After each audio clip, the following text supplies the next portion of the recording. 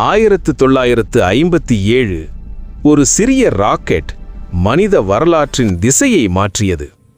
October 4, 1957 Soviet union உலகின் முதல் செயற்கைக்கோள் ஸ்புட்னிக் 1ஐ விண்ணில் ஏவியது.